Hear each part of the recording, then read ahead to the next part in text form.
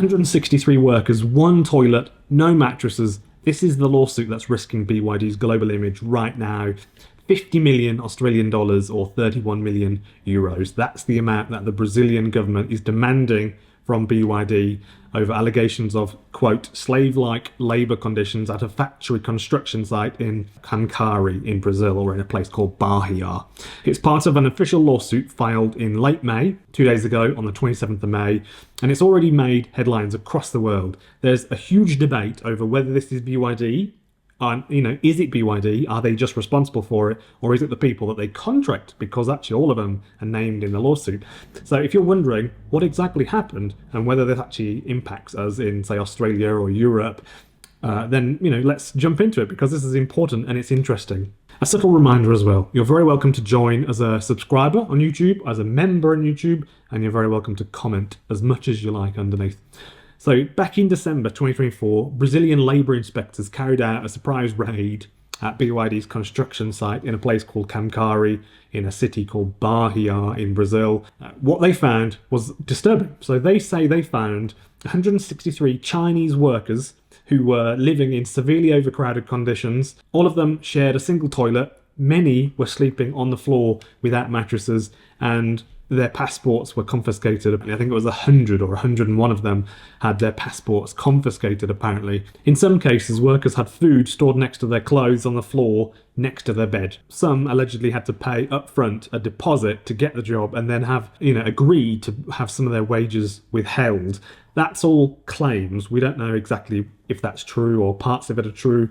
But this is all from the Brazilian authorities. And the whole setup, according to authorities in Brazil, say that it violated multiple Brazilian labour laws, including some sections used for prosecuting human trafficking.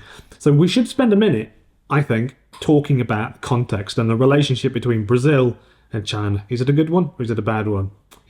So just so we understand the context, China and Brazil are not military allies like NATO countries are, but they are strategic partners, especially in trade and diplomacy and global governance.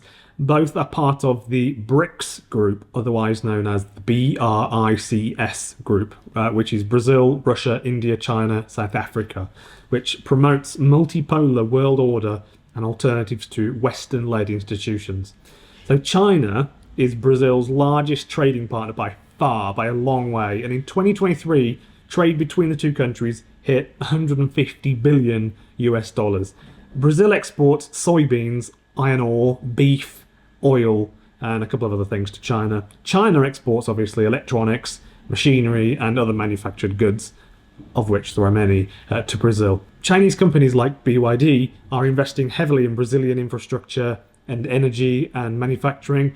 It's more of a pragmatic relationship than a warm friendship, I think, or even you could say an allegiance. Brazil appreciates China's market, and China values Brazil's raw materials and geopolitical support.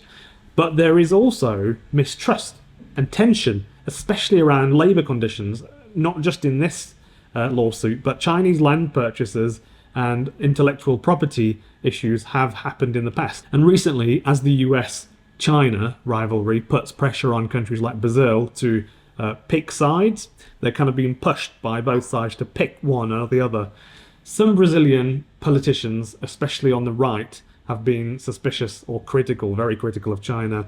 For example, the ex-president, I hope I say the names correctly, Jair Bolsonaro, made anti-China comments a couple of times, but the current president, Lula da Silva, has reaffirmed ties with Beijing, visiting China a couple of times, 2023 for example, and pushing for stronger cooperation. Brazil and China, not friends, not in the emotional sense for sure, nor military allies, but they are close economic and strategic partners, obviously, so they've got a kind of thing going on there, a bit of a deal. The relationship is based on mutual benefit, and while it's not without frictions, both sides have got strong reasons to maintain and also deepen ties.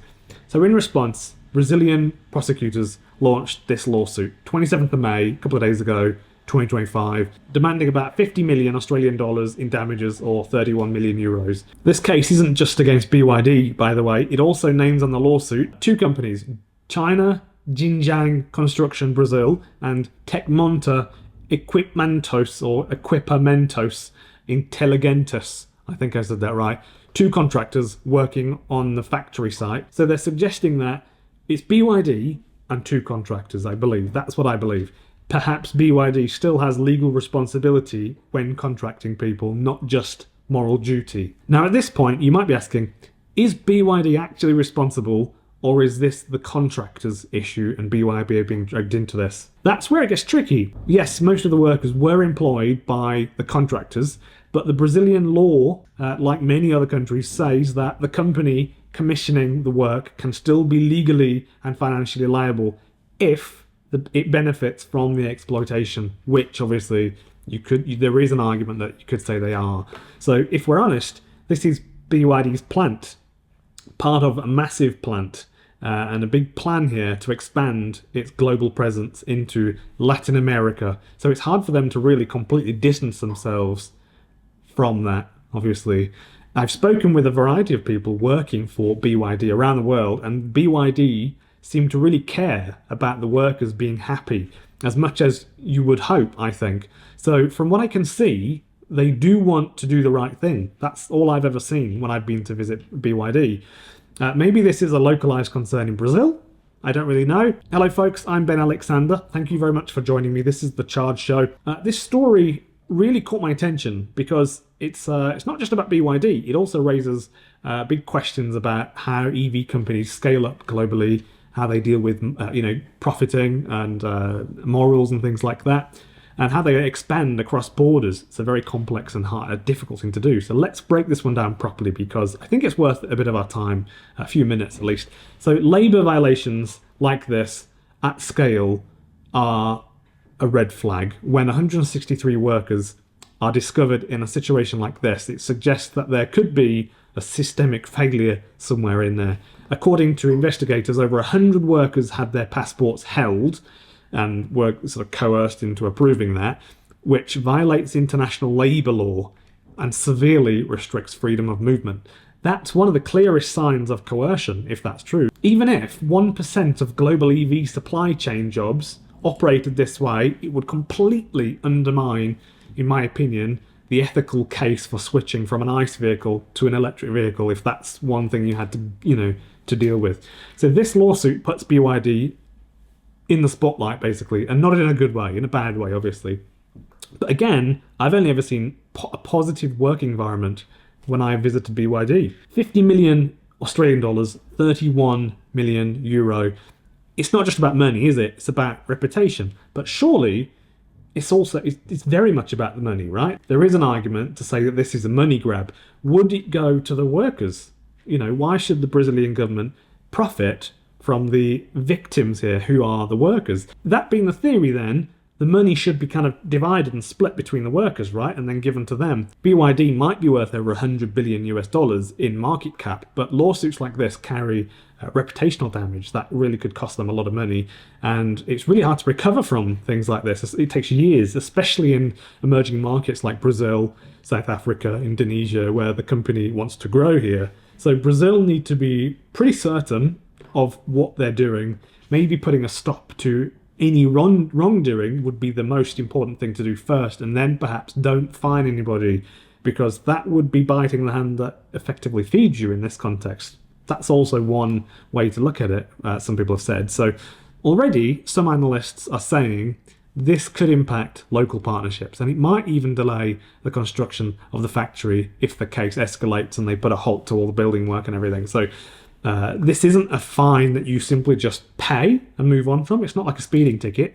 It raises doubts about whether BYD has proper oversight, proper control over the global labour practices that are under it. It also invites other lawsuits as well, if this were to be successful. If you zoom out for a second, this comes at a bad time, I think, for BYD, because BYD have just entered Australia, dropping EV Direct, and they're now doing it directly, launching the Seagull in Europe. They've announced 1,000 kilowatt charging tech, and it's pushing to stay ahead of everybody else and be the #1 EV brand in the world. But this story could slow down the momentum in Latin America, especially if governments start demanding stricter audit or compliance measures. But we can all agree that if this case is legit and it's pretty much bang on what they've said, then it's important, basically, that the right thing is done. And that if strict rules need to be put in place to stop these things that potentially are going on, to ensure a reasonable workplace environment, then this is absolutely okay. Only Brazilian authorities know exactly what they saw, and if any aspect of this is wrong or even embellished, only they know this, nobody else knows it. So what's the likely outcome? So right now, BYD says it's cooperating with the investigation and it promises to uphold international labour standards. That's good, but the prosecutors of this case want much more than that. They want financial compensation, they want public accountability, they want that as well, and possibly restrictions or penalties on how BYD and its contractors operate when they're doing work in Brazil henceforth, like going forward from now. So in fact, legal experts in Brazil say that this case could set a precedent for how other foreign automakers are monitored and regulated when building plants in the country, in Brazil, which in my view adds some credence to the case, I think. This story matters for more than just BYD. It's a test case for what happens when, the growth of an EV company collides with ethical and legal boundaries. Will BYD get through this unscathed? Maybe. But if nothing else, the lawsuit sends a message. You can't succeed while cutting corners on human rights. That's not okay, because nobody will be okay with that. Nobody at all. Do you think that BYD should be held fully responsible, regardless of whether it's the contractors or not? Do you think this is wrong? Do you think it's accurate? What do you disbelieve? What do you believe about this? Or has the data been altered in any way or misinterpreted as it's gone around, through Chinese whispers and that sort of thing as it's travelled around the world? Drop your thoughts in the comments and I'll be reading and replying to them. Thank you very much for watching. I really appreciate your time. Again, you're very welcome to subscribe, and see you in the next video.